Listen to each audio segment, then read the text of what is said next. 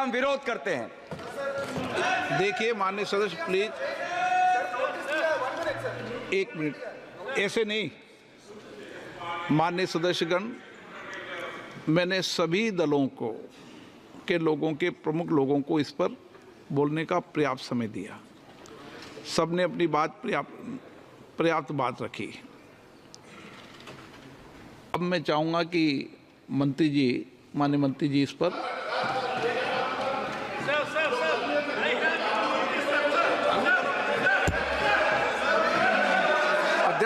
आदरणीय अध्यक्ष महोदय जी,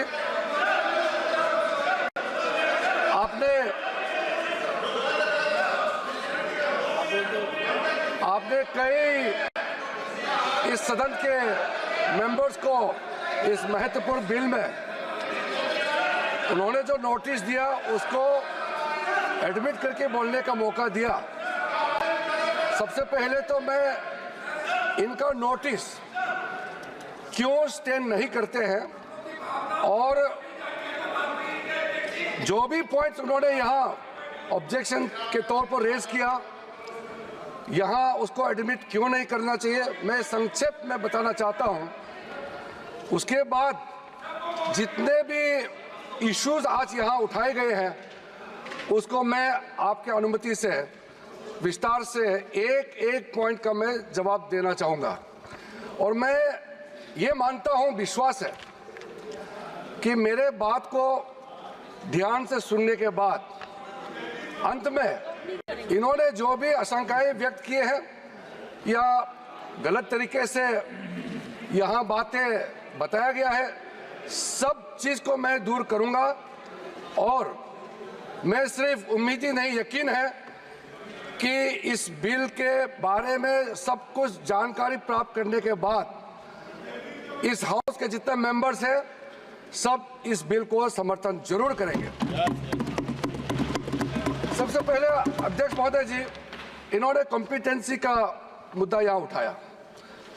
मैं पूरे जिम्मेदारी के साथ आपके माध्यम से सदन को बताना चाहता हूँ, इस बिल में जो भी प्रावधान है आर्टिकल 25 से लेकर के 30 तक किसी रिलीजियस बॉडी का जो फ्रीडम है उसमें कोई हस्तक्षेप नहीं किया जा रहा है, ना ही संविधान का किसी भी अनुच्छेद का इसमें उल्लंघन किया गया है।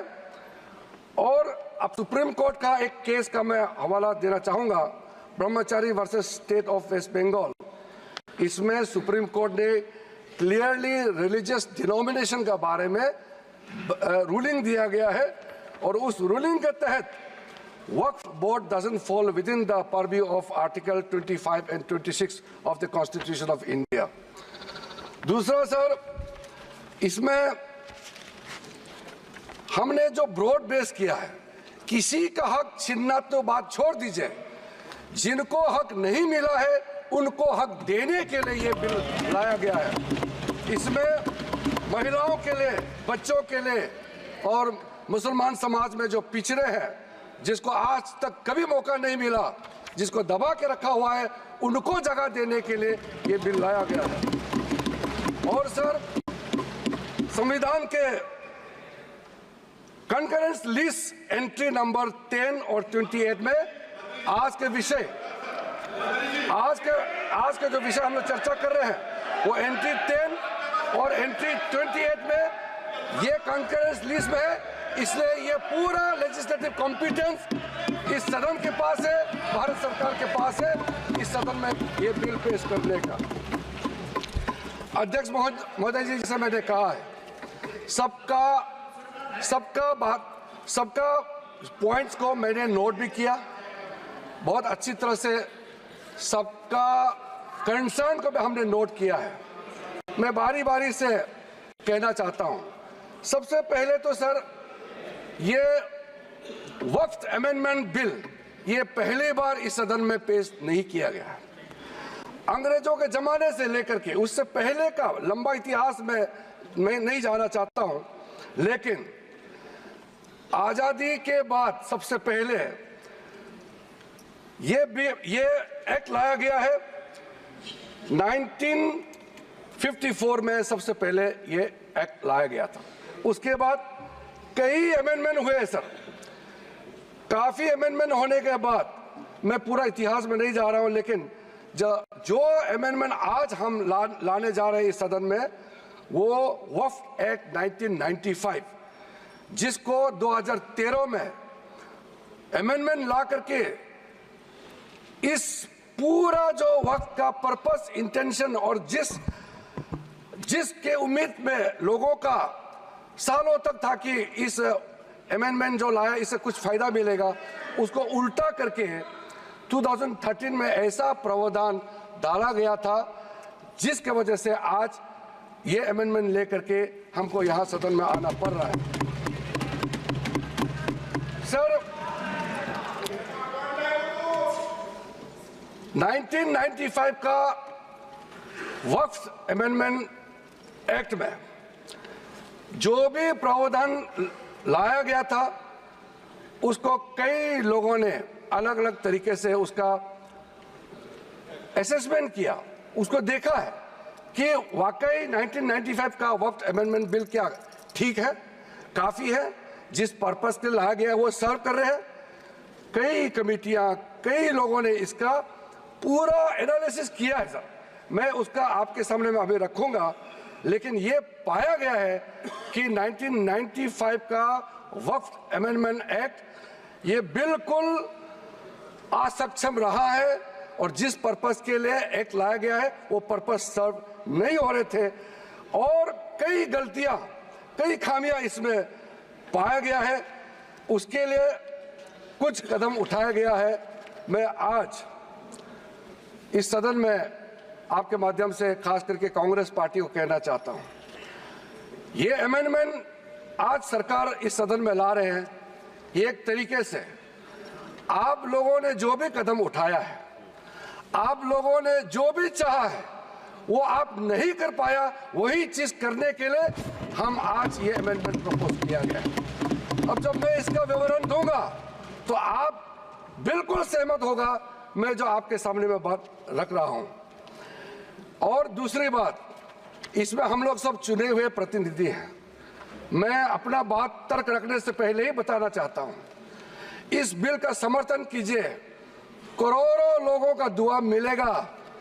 अगर आप विरोध करोगे, चंद लोगों ने पूरा वक्फ बोर्ड को कब्जा करके रखा हुआ है और आम मुसलमान लोगों को जो न्याय इंसाफ नहीं मिला उसको सही करने के लिए ये बिल लाया गया है। इतिहास में दर्ज होगा कि ये बिल को कौन कौन समर्थन किया है और किसने विरोध किया है, ये इतिहास में नाम दर्ज होगा। इसलिए इस बिल का विरोध करने से पहले आप सोचिएगा करोड़ों गरीब महिलाओं का, बच्चों का, गरीब मुसलमानों का।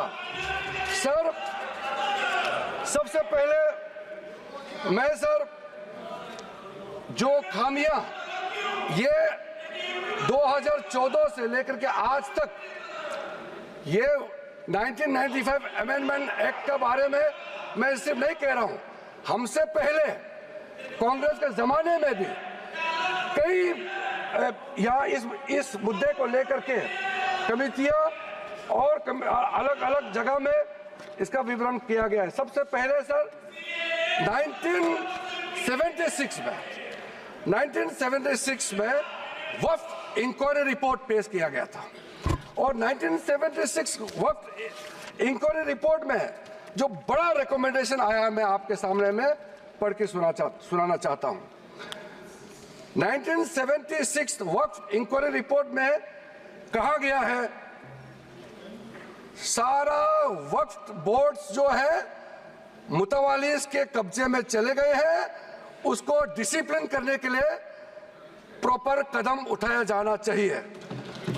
1976 वक्फ इंक्वायरी रिपोर्ट का दूसरा रिकमेंडेशन है लिटिगेशंस और केसेस जो आपस में मतभेद इतना ज्यादा है उसको सरल करने के लिए ट्राइब्यूनल सिस्टम को गठन होना चाहिए, उस समय का रिकमेंडेशन था।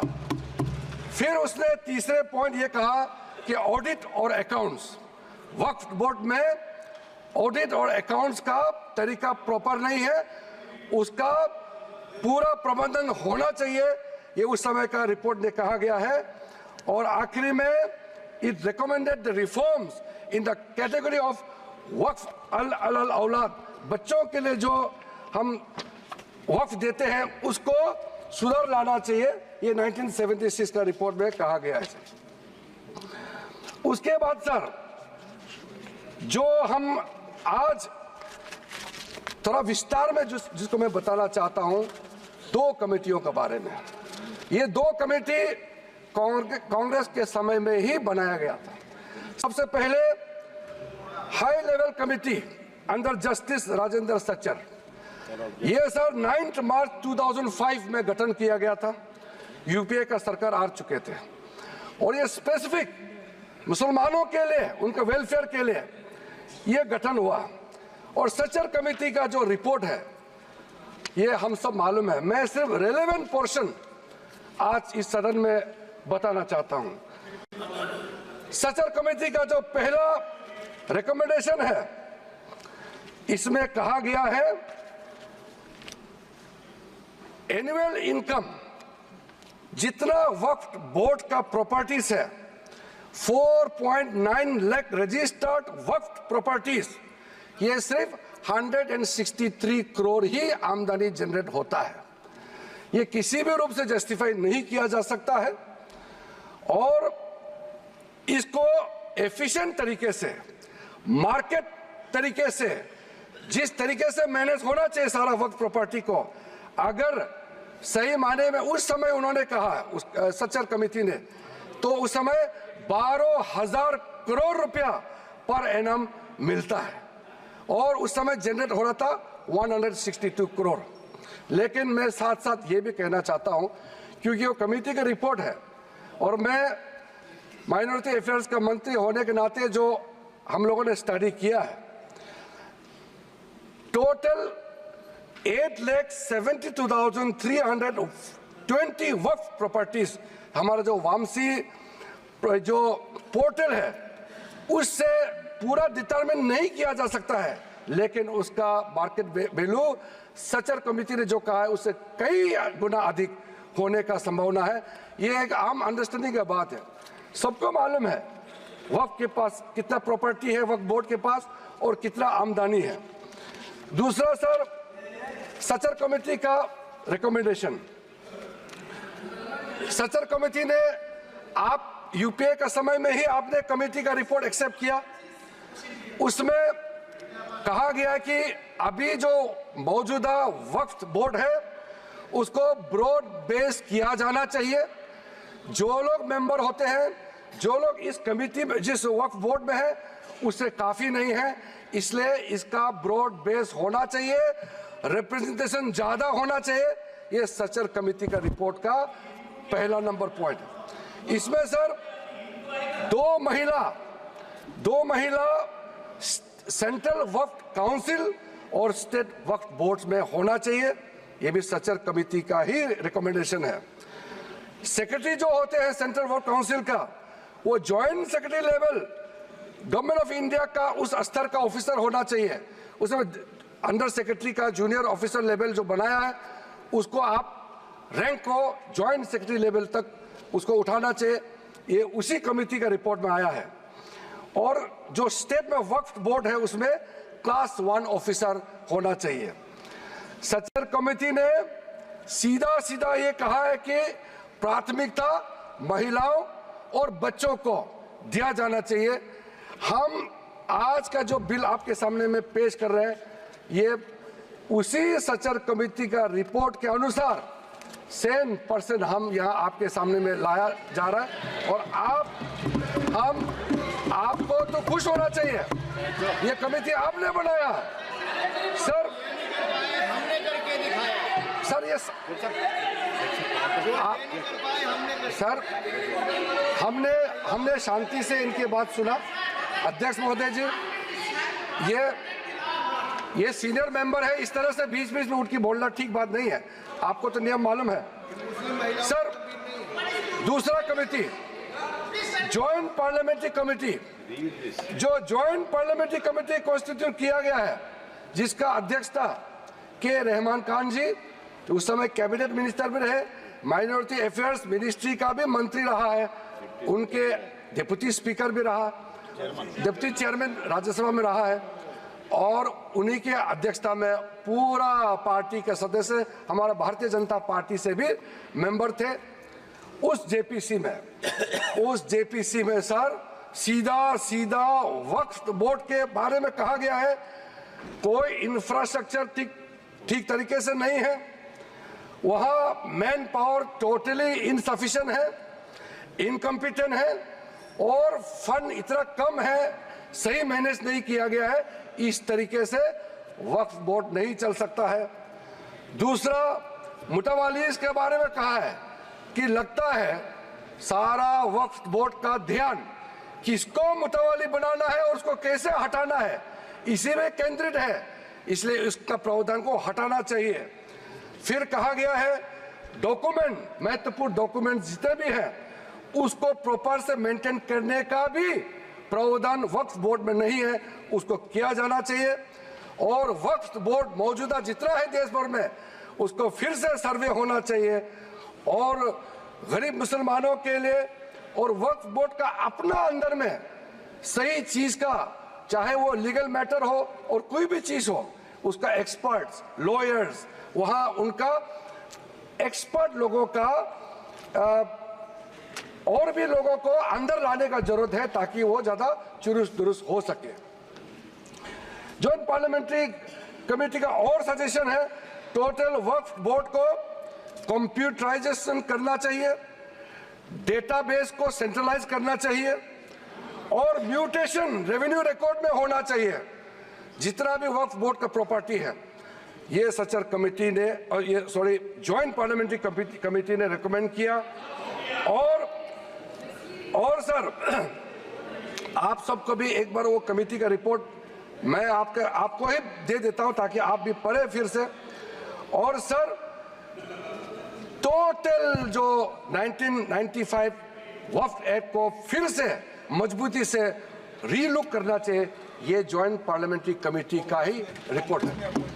और एक आपने अपॉइंट किया, अब देखिए जॉइंट पार्लियामेंट्री कमेटी का मेंबर, आपको मैं मेंबर का नाम भी दे देता हूं, चेयरमैन का तो नाम मैंने बता दिया, आपका वरिष्ठ नेता थे, आपने अपॉइंट किया, ये सारा रिकमेंडेशन आज आप तो हमको शाबाशी देना चाहिए, जो आप नहीं कर पाया वो हम ला रहे हैं सदन में, सारा का सारे प्रॉब्लम, सारा का सारा सजेशन ये उस समय सबको मालूम कर चुके हैं। इसलिए सर राहुल जी कन्विंस हो गए, ये मन ही मन में सब कन्विंस है, ये राजनीतिक दबाव में अपोज कर रहे हैं, अंदर अंदर सब लोग समर्थन दे रहे हैं, ये मुझे मालूम है अध्यक्ष महोदय जी। सर राहुल गांधी सहमत होकर जा रहे हैं।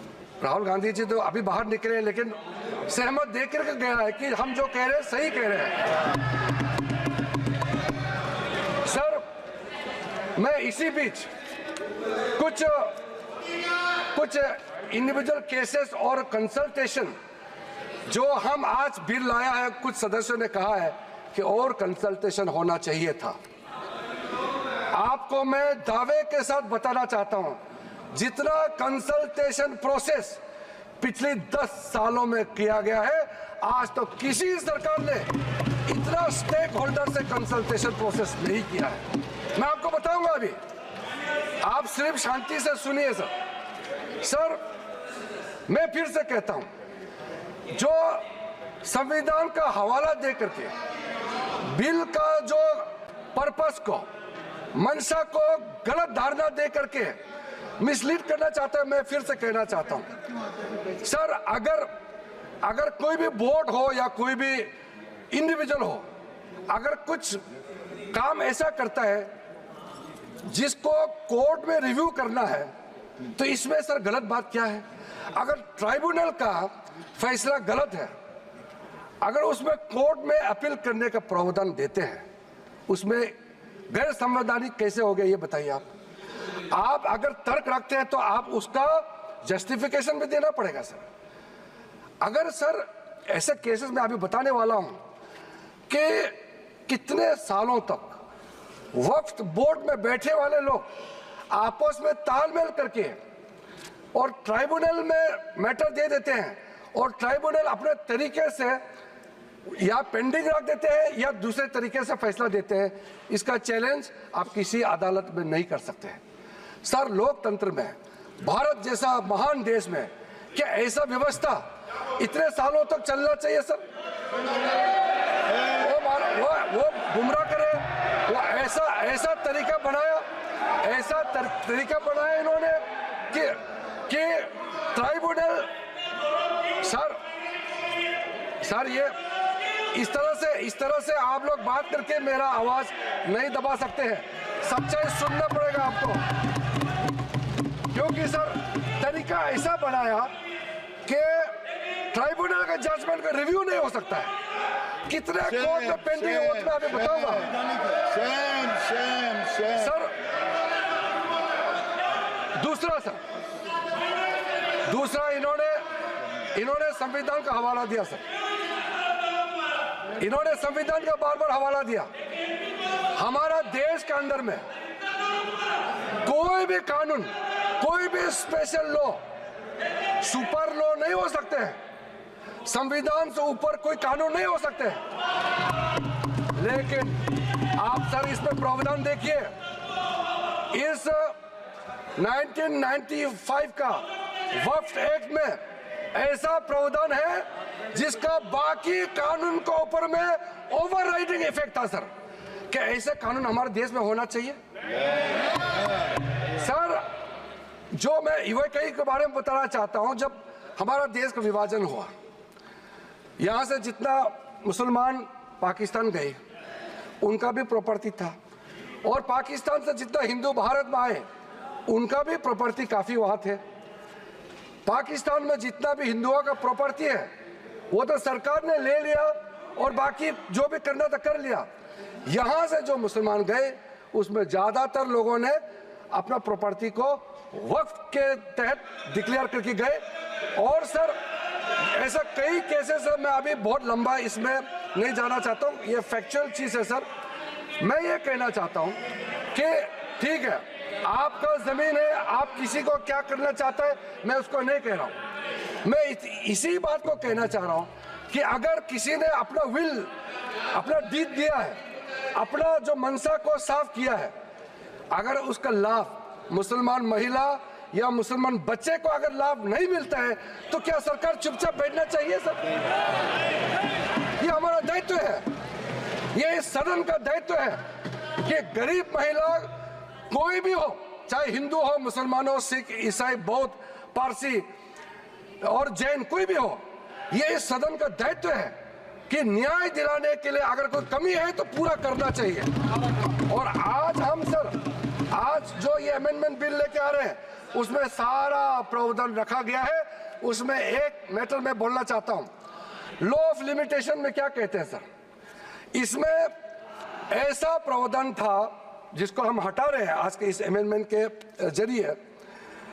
लॉ ऑफ लिमिटेशन में ऐसा था पुराने कानून में कि इतने साल तक आप अगर कोई अपील नहीं किया या उस समय उसका कुछ बीच में कुछ घटना हो गया या पुराने बहुत साल हो गए, अब लॉ ऑफ लिमिटेशन तो होना चाहिए ना सर, कहीं सीमा तो होना चाहिए।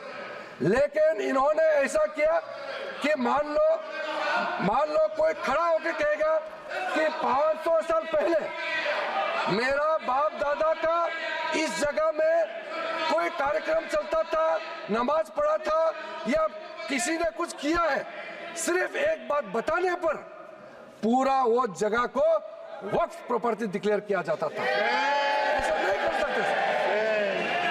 लॉ ऑफ लिमिटेशन भी इसी संसद ने बनाया है और लॉ ऑफ लिमिटेशन को भी ओवरराइड कर दिया था ये 1995 वक्फ एक्ट ने सर। तो ये कैसे हो सकता है कि एक ऐसा कानून इस देश में कैसे हो सकता है कि बाकी जितना कानून को ऊपर में चढ़ जाता है और उसका ओवरराइडिंग इफेक्ट होता है? ऐसा हो नहीं सकता। हम कैसे एक्सेप्ट किया है इतने सालों तक? तो ये सर एक अच्छा समय है जो गलती किया है, ठीक है, इंसान से गलती हो जाते हैं और पार्टियों ने भी गलती किया होगा, कांग्रेस पार्टी ने, बाकी पार्टी ने। आज सुधरने का समय है, तो हम सुधर ला रहे हैं। गलतियां हुई हैं, लेकिन जो सुधरते समय कम से कम आप विरोध ना करें सर। और sir section 108 special provision under evacuate property act 1950, उसको सर हम लोग हटा रहे हैं, क्योंकि ऐसा सेक्शन हमारा देश का किसी कानून में, किसी भी स्टैट्यूट बुक में नहीं रहना चाहिए सर। उसके बाद सर उसके बाद मैं कुछ ऐसा इश्यूज पे जाना चाहता हूं जिससे हमारे सारे सदन को सुन करके उनको कन्विंस होगा सर। आप सर इनको थोड़ा चुप करें, बीच बीच में इस तरह का कहना, सीनियर मेंबर है सर। अब हम सर बड़ा विषय पे जाना चाहता हूं सर। ये हमने जो कंसल्टेशन का प्रोसेस किया है, मैं पुराने दिनों के बारे में नहीं कह रहा हूं, 2014 के बाद कितने लोगों से, हजारों लाखों लोगों से, या तो मंत्रालय के ओर से जाके उनके साथ कंसल्टेशन किया, या वो रिप्रेजेंटेशन लेकर के मंत्रालय में आए और उनके बात को हमने सुना है सर। पिछले एक साल के अंदर में, पिछले सिर्फ एक साल के अंदर में online complaint 194 complaints related to encroachment and illegal transfer of waqf land एक साल के अंदर में, और 93 complaint against waqf board officials and 279 एक जनरल कंप्लेंट, ये ऑनलाइन हमारे पास में पोर्टल में आया है।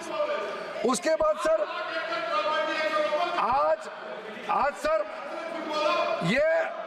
ये एक समुदाय का बात मुसलमानों को गुमराह करके यहां बात रखा जा रहा है। कल देर रात तक मेरे पास में मुसलमानों का डेलीगेशन आते रहा और हमसे पहले भी कितने लोग मिले हैं, और इसको आप ये सोचते हैं कि क्या सर ये क्या बोहराज कम्युनिटी का संख्या कम है, इसके लिए ये महत्व नहीं देंगे क्या सर? अहमदिया ये कम संख्या है, इसलिए क्या उनका सोच, उनका प्रॉब्लम्स का नजरअंदाज करेंगे सर? आगा खानी संख्या कम है, क्या उसके बात को नहीं सुना जाना चाहिए सर? एक कम्युनिटी डोमिनेशन करके अगर छोटे छोटे लोगों को कुचल देंगे तो फिर हम इस सदन में बैठ करके हम न्याय कैसे दे सकते हैं? इसलिए ये एक तरफा आवाज उठा करके पूरा मुसलमान के नाम से ये लोग एक तरफा, ये कुछ चंद लोगों का आवाज यहाँ आज बुलंद कर रहे हैं इस सदन में सर।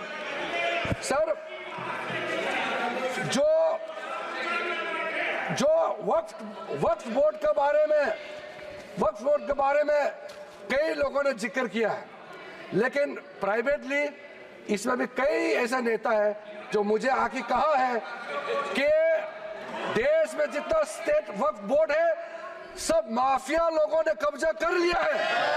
ये बहुत लोग कह रहे हैं, आज सदन में नहीं कह रहे हैं, सदन में अपना अपना पार्टी का दबाव या किसी के डर से या वोट बैंक का चक्कर से नहीं बोल रहा है, मगर प्राइवेटली हर एक मुसलमान आकर के कहता है, नाम मत बताना, नाम तो हम बताएंगे नहीं सर। मैं आप लोगों का पॉलिटिकल इश्यूर में खराब नहीं कर दूंगा। कौन सा एमपी ने मुझे आके बताया कि पार्टी विरोध कर रहा है लेकिन अंदर से हम साथ दे रहे हैं, मैं नाम नहीं लूंगा। मैं नाम लेकर के इन एमपी साथियों का पॉलिटिकल करियर को मैं बर्बाद नहीं करूंगा सर। कंसल्टेशन का जहां तक आता है सर, सबसे पहले बस हो गया सर। कंसल्टेशन हमने कई लेयर्स में कंसल्टेशन किया है सर, ऑफिशियल लेवल में, पॉलिटिकल लेवल में, स्टेट गवर्नमेंट का रिप्रेजेंटेटिव से, और इंडिविजुअल लेवल में बहुत वाइड कंसल्टेशन देश भर में हम लोगों ने किया है सर। मुझे इस मंत्रालय में आए हुए अभी लगभग 2 महीने हुए हैं, लेकिन जो कंसल्टेशन प्रोसेस हमारे से पहले जो मंत्री थे इस मंत्रालय के, सब लोगों ने बहुत बारीकी से समस्याओं का भी पहचान किया और कंसल्टेशन प्रोसेस भी बहुत ब्रॉड बेस किया है सर। कुछ कंसल्टेशन के बारे में मैं आपको जरूर बताना चाहता हूं सर। 2015 के बाद एक्टिव कंसल्टेशन का प्रोसेस शुरू हुआ है। ऐसा मत सोचिए ये 2024 में वक्फ बोर्ड अमेंडमेंट बिल लेकर के अचानक आया है, मत सोचिए। ये मैं आपको बताने वाला कितना एक्सटेंसिव एक्सरसाइज कंसल्टेशन करके आज ये बिल आपके सामने में पेश कर रहे हैं सर। इसमें सर अलग अलग समुदाय के जितना मैंने नाम लिया सर, अहमदियास है, बोहरास, पसमंदास, आगा खानीज, वुमेन रिप्रेजेंटेटिव्स और जितने पिछड़े मुसलमानों के अंदर में सबसे लेकर के 19 स्टेट और यूनियन टेरिटरी के वक्फ बोर्ड के चेयरमैन, सीईओ और उनके और भी ऑफिशियल रिप्रेजेंटेटिव सबसे बात शुरू किया है सर। 2015 में पटना में कंसल्टेशन प्रोसेस किया, फिर उसके बाद में 16 अप्रैल में नई दिल्ली में, फिर 12 तारीख अक्टूबर 2015 में श्रीनगर जम्मू कश्मीर में इसका कंसल्टेशन का बैठक हुआ। उसके बाद 2015 में 11 नवंबर का दिल्ली में, फिर उसके बाद 7 जनवरी 2017 में फिर दिल्ली में, 8 मार्च 2018 दिल्ली में, इस तरीके से फिर 13 जुलाई 2023 में मुंबई में, उसके बाद 2024 जुलाई 23 में फिर लखनऊ में, उसके बाद फिर 7 नवंबर 2023 नई दिल्ली में सर। और ये जो प्रोसेस है लखनऊ यूपी में, लखनऊ उत्तर प्रदेश में ही है अखिलेश जी। लखनऊ उत्तर प्रदेश का राजधानी है सर।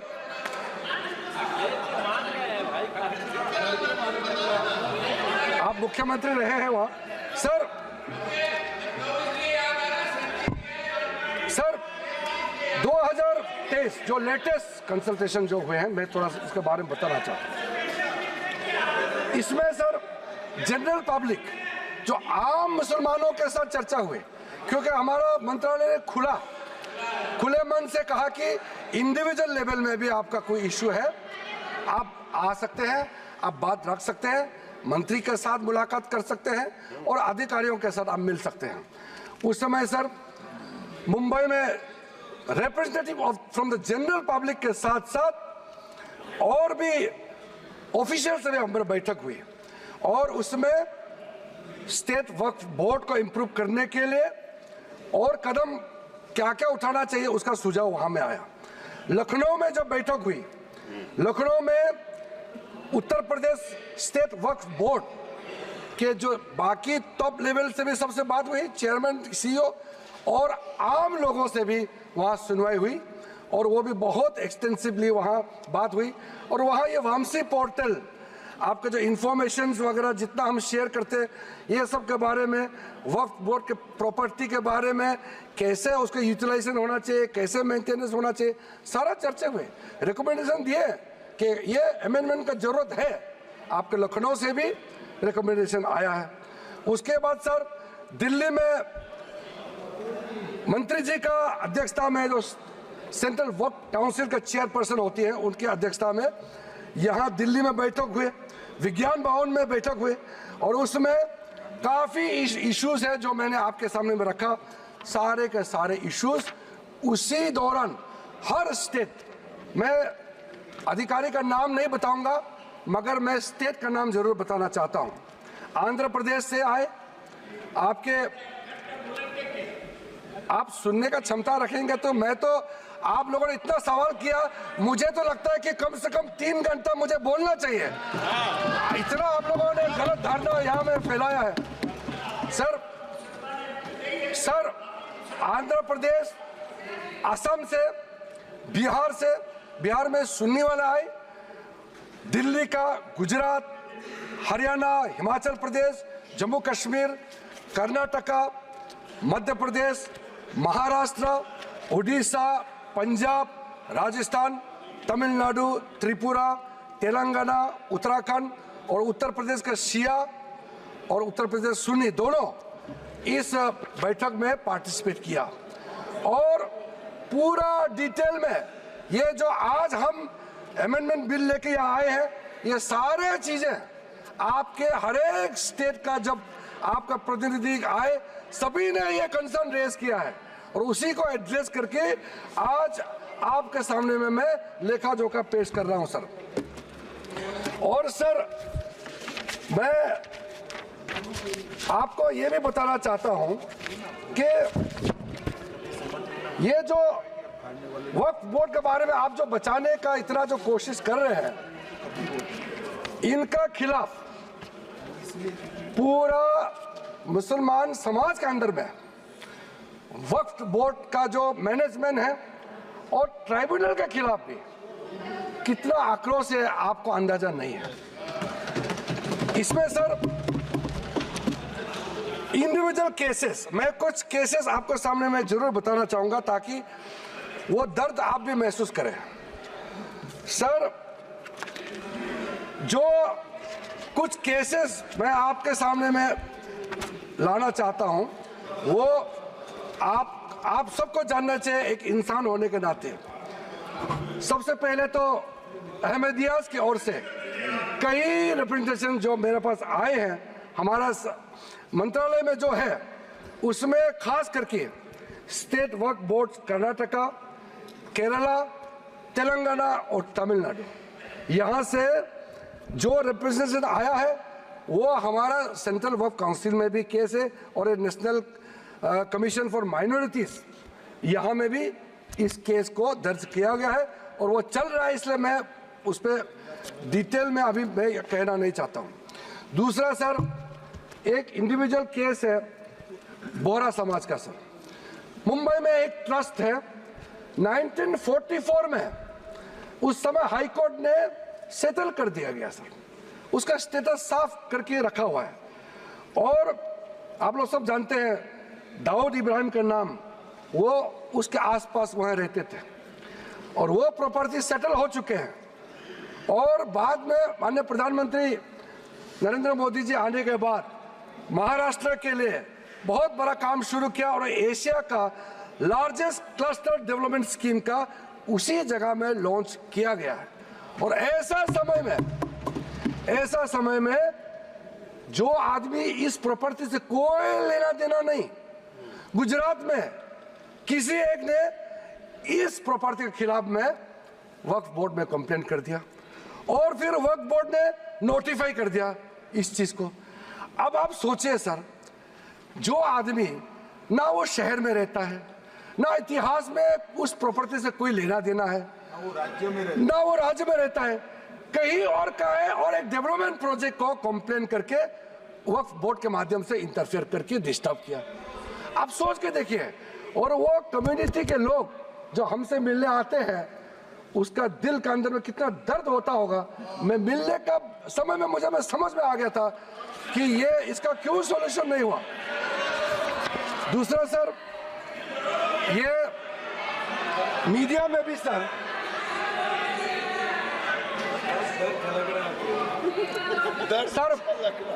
मीडिया के अंदर में काफी चर्चा हुई है ये केस जो मैं आपको बताने वाला हूं। तमिलनाडु के अंदर में तिरुचेंतुराई इन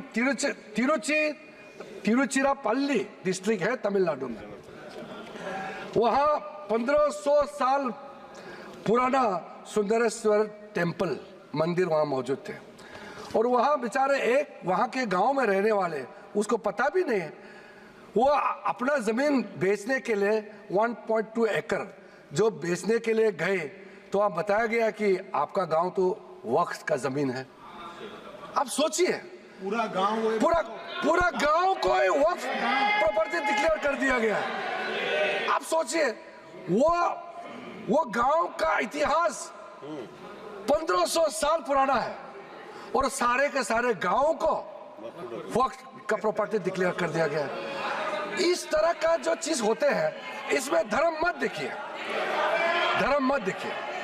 इसको इस देश का नागरिक होने के नाते विशेष रूप से हम लोग सब सांसद है इस सदन में, मेंबर ऑफ पार्लियामेंट होने के नाते ये कौन सा स्टेट है, तमिलनाडु हो या उत्तर प्रदेश हो, ये मत देखिए। ये कैसा इस तरह का घटना हो गया कि आपको ये चिंता नहीं होते आपको ये सब घटना सुन करके? ये चिंतित होना तो स्वाभाविक होना चाहिए। सर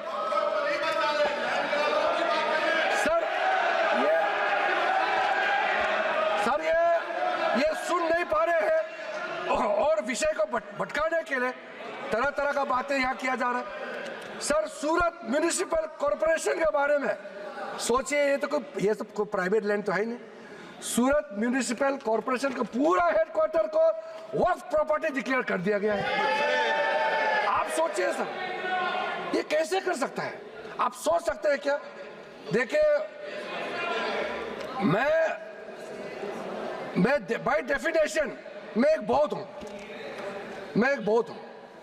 मैं हिंदू भी नहीं हूं, मैं मुस्लिम भी नहीं हूं, मैं क्रिश्चियन भी नहीं हूं, लेकिन मैं सब धर्म को मानता हूं। लेकिन इसको आप लोग बार बार धर्म को लेकर के मत देखिए।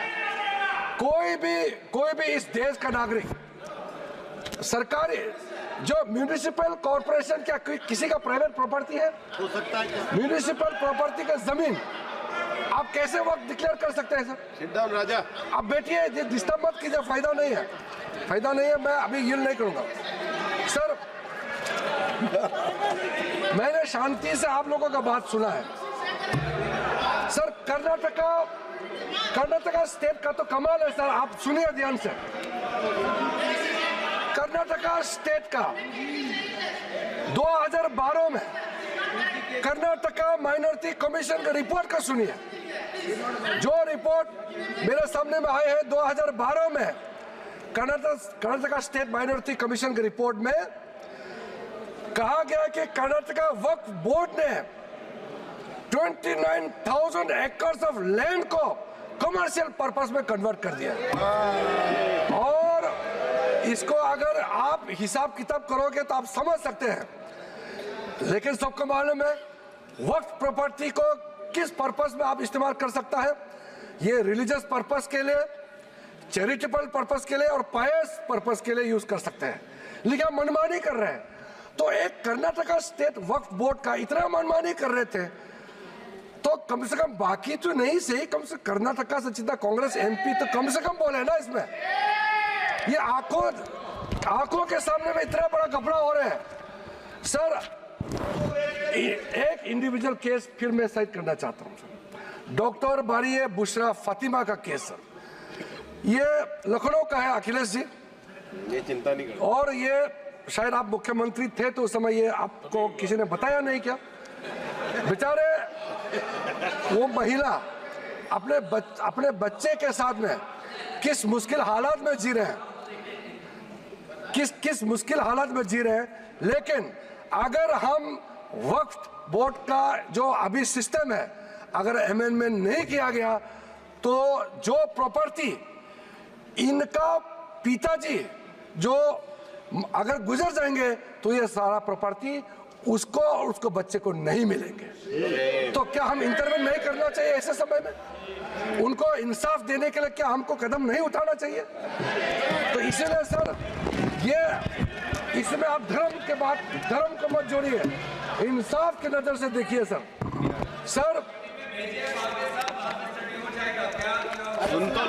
देखो ये कांग्रेस वाले का यही प्रॉब्लम है। सवाल उठाया और जब मैं क्लैरिफिकेशन दे रहा हूं फिर बताते हैं कि इसको कमेटी में चर्चा करेंगे।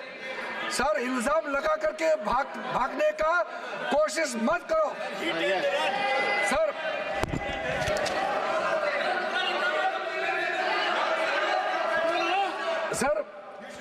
हमारे पास में मैं समझता हूं पार्लियामेंट्री कमेटी में देखिए सर अध्यक्ष महोदय, मेरा जवाब के बाद हम क्या करना है आपके परमिशन से हाउस का सेंस से लेकर के आगे हम बढ़ेंगे। मगर जो इन्होंने इतना मेंबर्स आपके परमिशन के बाद बोला, झूठे बातें प्लस भ्रम फैलाना, असत्य बात के असत्य है, ठीक है।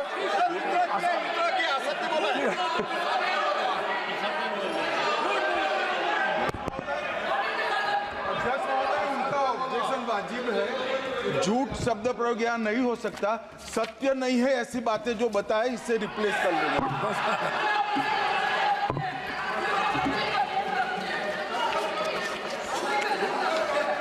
सर, तो सर वो बात अभी गृह मंत्री जी ने भी क्लैरिफाई किया है। असत्य और भ्रामक बोल दीजिए ना। असत्य की आप बात किया, वो आप भी मान लीजिए असत्य है सर।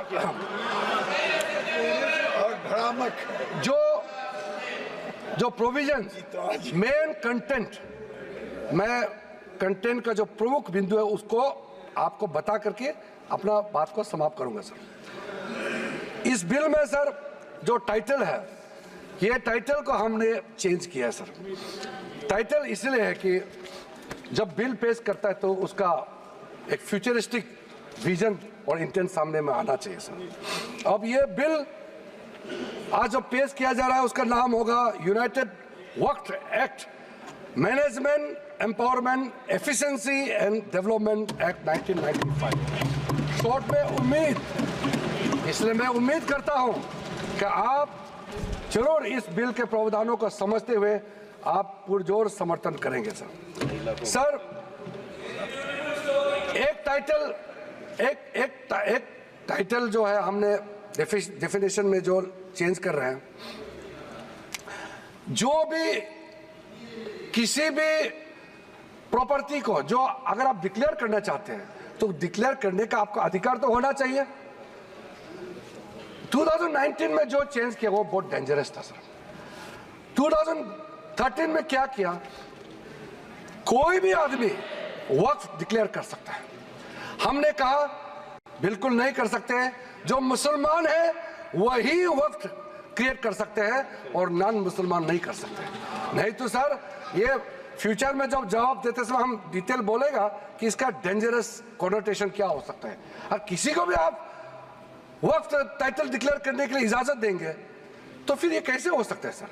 इसलिए हमने पुराना सिस्टम, ये 2013 का, हम पुराने सिस्टम में पुराना डेफिनेशन में वापस जा रहे हैं सर। अब सर इन्होंने कलेक्टर्स के बारे में काफी आपत्तिजनक उन्होंने याद दर्ज कराया। कलेक्टर जो डिप्टी कमिश्नर होते हैं, क्या कोई पर्टिकुलर पॉलिटिकल पार्टी अपॉइंट करते हैं क्या? वो रेवेन्यू उसी के पास रहते हैं जी। रेवेन्यू का रिकॉर्ड कलेक्टर के पास ही रहते हैं सर। और ये बोलते हैं कि कलेक्टर के पास ये रेवेन्यू वाला काम कलेक्टर को नहीं देना चाहिए। तो कलेक्टर का काम क्या है बताइए फिर? आप बताइए। कलेक्टर बनाया इसलिए रेवेन्यू रिकॉर्ड देखने के लिए। मुझे समझ में नहीं आया किस चीज को विरोध कर रहे हैं सर। ये रेवेन्यू ऑफिसर होता है सर। इसलिए सर जब सर्वे कमिश्नर का कामकाज को लेकर के इतना जो रिकमेंडेशन मैंने बताया, वो ऑब्जेक्शन सिर्फ हमने नहीं किया, जितना कमेटियां आपने बनाए हैं, पार्लियामेंट्री कमेटीज, ज्वाइंट कमेटी बनाया, पार्लियामेंट में क्वेश्चंस आया है, अलग अलग तरीके से रिप्रेजेंटेशन आया है, ये सब आपके समय के हैं। उसी समय में ही सचर कमेटी बनी है। उसी ने कहा है कि ये प्रॉब्लम सर्वे कमिश्नर में है, इसलिए रेवेन्यू रिकॉर्ड का साथ जोड़ के सारा प्रॉपर्टी का वैलिडेशन होना चाहिए और जिला कलेक्टर को इसमें लाना चाहिए। ये आप ही का रिपोर्ट है, हम तो सिर्फ इंप्लीमेंट कर रहे हैं सर। इसलिए इतना उत्तेजित होकर के आप लोगों को यहाँ अपोज करने का कोई जरूरत नहीं सर। दूसरा सर, इस प्रावधान, इस बिल में हमने जो एक प्रावधान रखा है, ट्राइब्यूनल्स जो बने हैं, हम ट्राइब्यूनल को खत्म नहीं कर रहे हैं। पहले ट्राइब्यूनल में 3 मेंबर होते थे, अब हम प्रावधान रख रहे हैं कि इसमें एक जुडिशियल और एक टेक्निकल मेंबर होगा। और अगर वो समझ में नहीं आया, मैं अभी सर उसमें हमने ये कहा है कि जो टेक्निकल मेंबर है अगर वो एब्सेंट होता है तो एक जुडिशियल, सर इनको मालूम नहीं है इस देश में जितना भी ट्राइब्यूनल बनाते हैं, कमीशन बनाते हैं, और इतने जज ही बनाया जाता है। जितना ट्राइब्यूनल में उसमें टेक्निकल मेंबर जो होते हैं वो अधिकारी को बनाया जाता है, लेकिन जो जुडिशियल मेंबर होता है वो रिटायर्ड जज ही होते हैं। इतना तो समझना चाहिए, 5 बार MP हो चुके हैं। सर हम लोग 7 साल आए लोकसभा में, इतना तो जानना चाहिए। हम लोग एक समय चुन के आए, एक समय हम लोग एक साथ में आए थे, अभी तो इसको ये मालूम नहीं है। सर टोटल केस ट्राइब्यूनल्स के अंदर में 12,792 केसेस आज वक्फ बोर्ड्स में पेंडिंग है। 19,207 ट्राइब्यूनल्स में पेंडिंग है। क्यों इसको हम लोग डिस्पोज नहीं कर सकते हैं? क्या आप चाहते हैं कि ऐसे ही पड़े रहे? आप सोचिए सर। इसलिए सर टाइमलाइन हमारे लिए बहुत जरूरी है। न्याय मिलना चाहिए, लेकिन समय पे न्याय मिलना चाहिए। इसलिए सर इस नए बिल में प्रावधान किया, मैं सदन में आपके माध्यम से रखना चाहता हूं। अब हमने टाइमलाइन सेट कर दिया है। फाइलिंग जो भी होता है उसका अपील 90 डेज के अंदर में होना चाहिए और डिस्पोजल ऑफ द केसेस 6 महीने के अंदर होना चाहिए। अब ये बिल पास होने के बाद ये जो हजारों केसेस पेंडिंग है, इसका पूरा का पूरा साफ हो जाएगा, निवारण हो जाएगा, सेटलमेंट हो जाएगा। इसमें क्या दिक्कत है? जल्दी न्याय मिले तो ठीक है ना। सर दूसरा इंपॉर्टेंट, बस मैं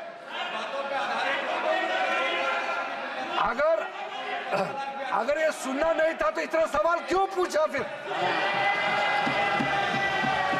इतना पूछा तो कम से कम सुनना चाहिए। आप सवाल पूछ के भाग जाना चाहते हो, ऐसा हम करने नहीं देंगे। आप भाग जाने से भी हम बोलते रहेंगे, अपना बात इस सदन में पूरा रखेंगे हम। सर आज ये टेक्नोलॉजी का जमाना है। वक्फ बोर्ड में टेक्नोलॉजिकल इंडक्शन ये अनिवार्य है।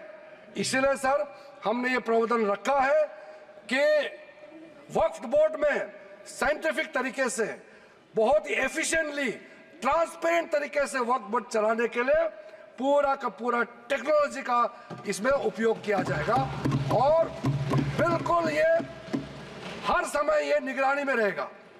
हमारा मंत्रालय से ओवरसाइट कंटिन्यूस मॉनिटर करते रहेगा।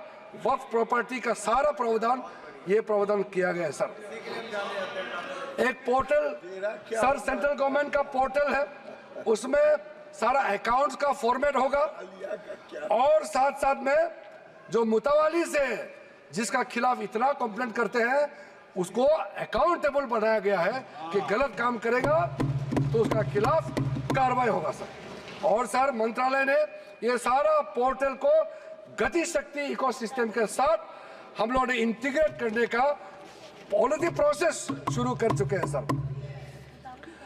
सर एक बहुत महत्वपूर्ण जो मैं कहते हुए मुझे अच्छा लग रहा है, अब जो नया बोर्ड होगा सर, सेंट्रल वक्फ काउंसिल और स्टेट वक्फ बोर्ड होगा, इसमें महिलाओं का रिप्रेजेंटेशन अनिवार्य हो गया है। महिला इसमें रहेंगे और इसमें मुस्लिम महिला और जितना अलग डिनोमिनेशन है, बोहरास, आगा खानीज और अदर बैकवर्ड क्लासेस अमंग्स मुस्लिम, इनको भी हमने बोर्ड में स्थान देने का निर्णय किया गया। अब हम लोग सब यहाँ मेंबर ऑफ पार्लियामेंट है। हमारा कॉन्स्टिट्यूंसी में हर धर्म के लोग हैं। अभी ये दादा बोल रहे थे कि मेरा कॉन्स्टिट्यूंसी में मुसलमान है क्या? मेरे कॉन्स्टिट्यूंसी में बहुत मुसलमान वोटर है। सो गए इसको बताइए। ऐसे आप देखते हैं।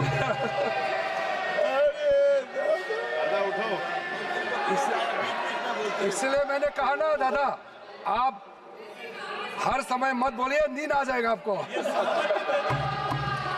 सर थक जाते हैं हम लोग। सर जो महत्वपूर्ण बात मैं कहना चाहता हूं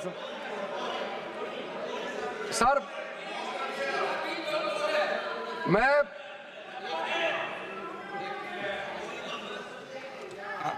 कोई स्पीच हो तो फिर सो जाओ क्या सदन में?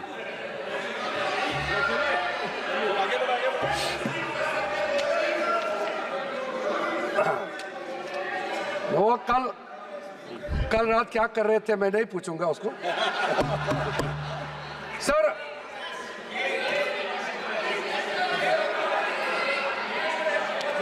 चेक कर लेंगे, चेक कर लेंगे, चेक कर लेंगे, पॉलिटिकल रिप्रेजेंटेशन, चेक कर लेंगे। ब्रोदर पॉलिटिकल रिप्रेजेंटेशन हमारे लिए जरूरी है। हो गया?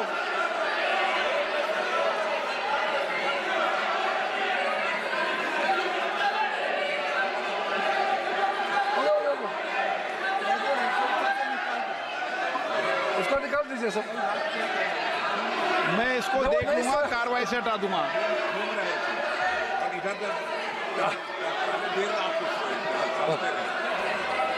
और रात भर पढ़ रहे थे, किताब पढ़ रहे थे, मैं क्या कर सकता हूँ? मैंने उसको कार्रवाई से हटा दिया है, प्लीज प्लीज।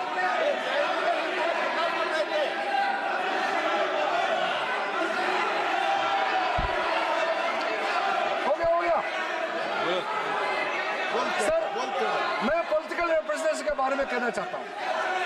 हम सबका कॉन्स्टिट्यूंसी में हिंदू भी हो सकता है, मुसलमान हो सकता है, क्रिश्चियन हो सकता है, बौद्ध हो सकते हैं, पारसी, सिख सब हो सकते हैं। इसलिए मेंबर्स ऑफ पार्लियामेंट को किसी भी धर्म से जोड़ना सही नहीं है। हमने ये नहीं कहा कि वक्फ बोर्ड में इस धर्म को लेके आना चाहिए, हम नहीं कह रहे। हम ये कह रहे मेंबर ऑफ पार्लियामेंट वहां मेंबर होना चाहिए। अब वो मेंबर ऑफ पार्लियामेंट अगर हिंदू है या अगर क्रिश्चियन है तो हम क्या कर सकते हैं? अगर किसी कॉन्स्टिट्यूंसी से किसी एमपी को चुन के भेज दिया by virtue of being member of parliament, अगर वो बोर्ड में मेंबर होता है तो क्या हम उसको चेंज कर देना चाहिए उसके धर्म को? ये एक बेसिक बात है सर। इसलिए सर ये बिना मतलब का ये इशू उठा रहे हैं सर। उसके बाद सर अब मैं सर एक इंपॉर्टेंट बात बताना चाहता हूं। वक्त बोर्ड को अच्छा से चलाने के लिए वहां टैलेंटेड लोग चाहिए, जानकारी लोग चाहिए। ऐसे किसी को आप उठा करके किसी वक्त में मेंबर नहीं बना सकते हैं सर। इसके लिए जो रिकमेंडेशन हमको मिला है, हर कमिटी और जो जेपीसी से भी रिकमेंडेशन मिला है, मैं उसी को बता रहा हूं।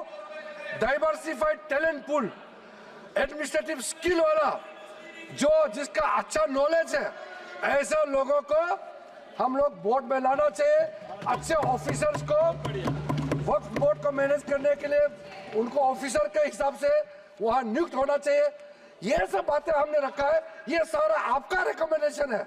हम बार बार आपको बता रहे हैं, याद दिला रहे हैं, आपका रिकमेंडेशन है, इंप्लीमेंट हम कर रहे हैं, आपको समझ में नहीं आ रहा है। और सर खास करके जो बच्चे और महिलाओं के लिए हमने काफी ध्यान रखा है, ताकि कल को ये एक्ट पास हो जाने के बाद कोई मुसलमान बच्चे या महिला किसी तरीके से उनको इंसाफ मिलने से वंचित रह जाए, ऐसा नहीं होना चाहिए। इसके लिए ठोस प्रावधान हम लोगों ने यहाँ रखा गया है।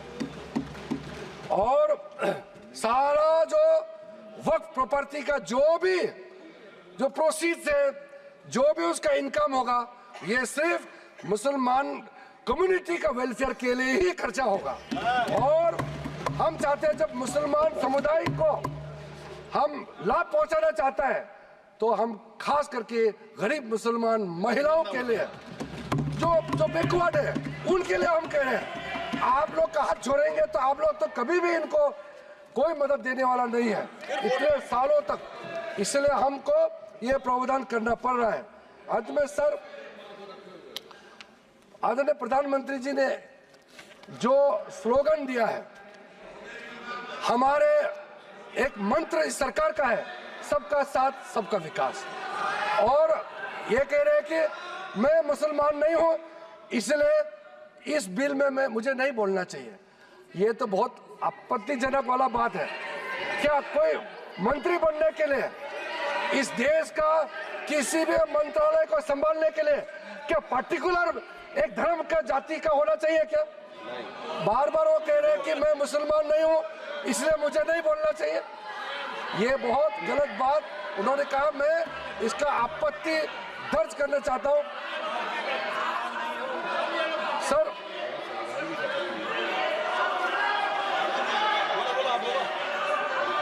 बोला इसलिए सर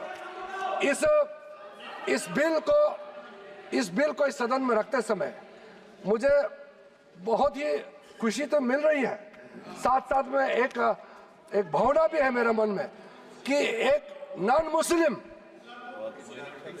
मैं खुद माइनॉरिटी हूँ, नॉन मुस्लिम हूँ, लेकिन मुसलमानों का वेलफेयर के लिए ये बिल रखने का मौका मिल रहा है। ये मेरे लिए एक सौभाग्य की बात है। आदरणीय प्रधानमंत्री जी का आशीर्वाद से इतना एक भला काम करने का जो मौका मिला है, ये हर आदमी को ये मौका नहीं मिलता है। इसलिए मैं अपने आप को मैं बहुत ही भाग्यवान मानता हूँ, क्योंकि हर रोज हम लोग काम करते हैं, इस सदन में बैठ करके 12 बजे तक रात तक हम लोग डिबेट डिस्कशन करते हैं। कभी कभी ऐसा मौका मिलता है जो सदियों तक याद रखेगा कि ऐसा काम किसी सरकार को, किसी मंत्री को बात रखने का मौका मिलता है। सर मेरे पास और भी पॉइंट बहुत है, लेकिन जैसे हमारे कांग्रेस के साथियों ने और कई लोगों ने भी रिक्वेस्ट किया है, मैं मानता हूं कि जो प्रमुख रूप से जो मुद्दा, जो ऑब्जेक्शन रेज किया गया, उसका हमने रिप्लाई कर दिया गया है। और बिल में जितना भी प्रावधान, जितना सेक्शन हमने या डिलीशन किया, एडिशन किया या अमेंड किया, सारे के सारे प्रावधान को हम उचित समय पर और विस्तार से आपके सामने में रखूंगा। ये मेरा आखिरी भाषण नहीं है। इसलिए आप लोगों ने इतना आपत्ति आप लोगों ने दर्ज किया, लेकिन मैंने उसका सिर्फ 50% ही रिप्लाई किया है। अभी 50% और भी जवाब देना बाकी है, लेकिन आदरणीय अध्यक्ष महोदय जी का परमिशन से आज आप लोगों को भी इतना सवाल उठाने का मौका दिया, इतना और ज्ञान मुझे भी आपके जितना भी आशंकाएं हैं दूर करने का मौका दिया। अध्यक्ष महोदय जी, इसी शब्दों के साथ मैं आपसे अनुमति चाहता हूं कि इस बिल को मैं इस सदन में इंट्रोडक्शन के रूप में पेश करूं।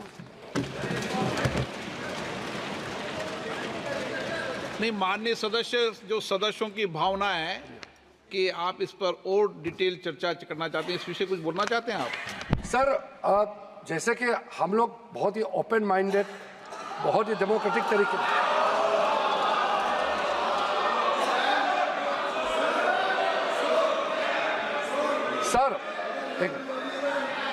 सर ये जो इनका बर्ताव है, इसको देख करके मैं एक बात कहना चाहता हूँ। हम तो नए नए एमपी बन के आए थे, हम पीछे बैठते थे पुराने सदन में।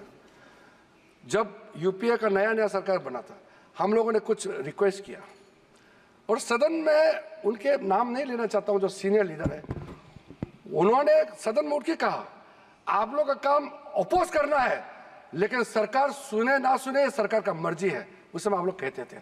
आज हम इतना खुले दिल से कह रहे हैं कि आपने रिक्वेस्ट किया, सारा सदन सबने कहा कि इस बिल पे और भी चर्चा होना चाहिए, स्क्रूटनी होना चाहिए। क्यों नहीं? हम इसके लिए भागने वाला नहीं है, क्योंकि इसमें हमारा मंशा साफ है, हमारा कदम साफ है। किस चीज से डरना है? किसी भी कमेटी में जाके इसको स्क्रूटनी करना है, हम स्वागत करते हैं सर, इसमें पीछे हटने का सवाल नहीं है। जब हम छुप के कोई गलत काम करता है तब भागते हैं, हम भागने वाला नहीं है।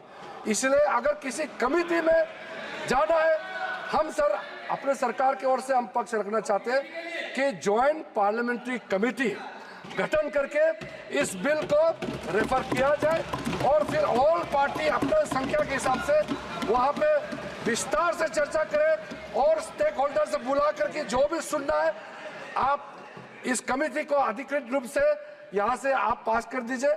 और भविष्य में हम खुले मन से इस तरह का आपका सजेशन हम जरूर सुनेंगे, लेकिन देश के लिए जो सही है हम जरूर करेंगे। इसी बातों के साथ आपको बहुत बहुत धन्यवाद देना चाहता हूँ। प्रश्न ये कि विधेयक को पुनर्स्थापित करने की अनुमति प्रदान की जाए। जो सदस्य इसके पक्ष में आ गए, जो सदस्य विरोध में ना गए, मेरे विचार में निर्णय हाँ वालों के पक्ष में, हाँ वालों के अनुमति प्रदान किया दे। अब माननीय मंत्री जी विधेयक पुनर्स्थापित करें। Sir, I introduce the bill.